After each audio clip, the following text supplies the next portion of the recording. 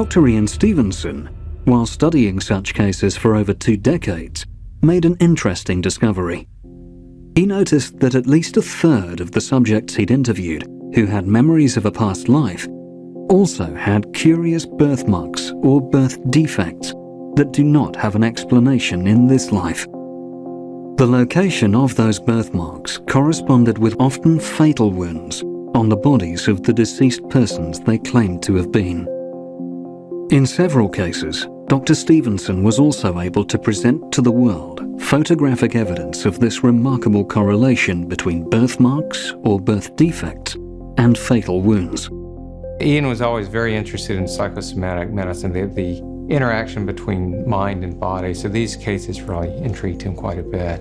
And he spent years studying and collecting them. He eventually published a book, Reincarnation in Biology, which is 2,000 pages long and has over 200 of these cases.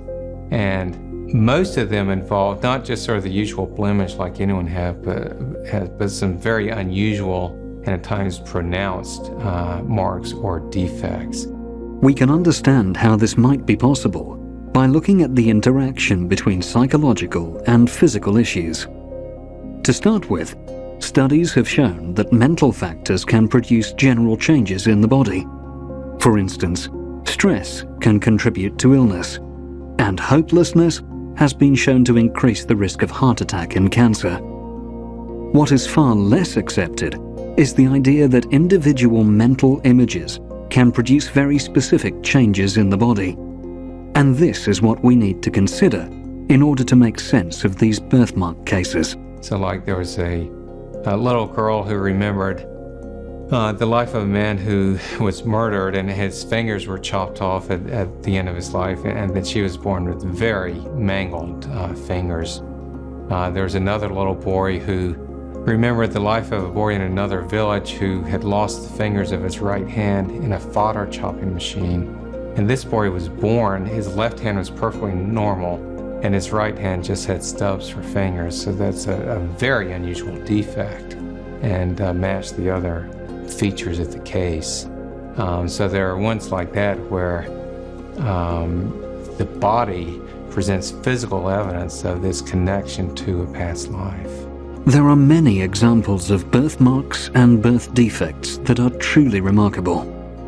One such case is that of Titu Singh from India.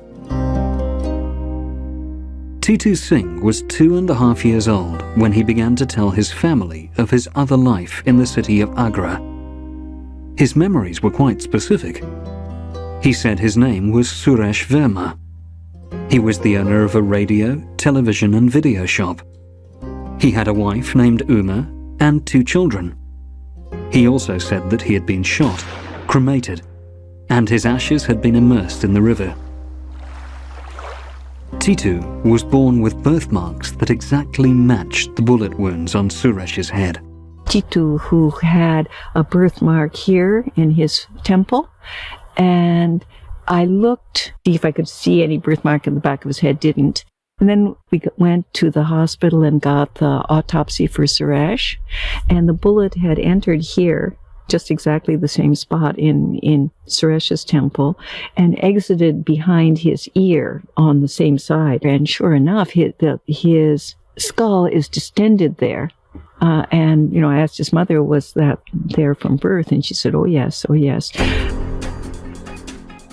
These cases are evidence supporting the reincarnation explanation and indicate that emotions, attachments, fears, addictions, likes and dislikes, and even identification with a particular country or gender may be able to carry over from one life to the next.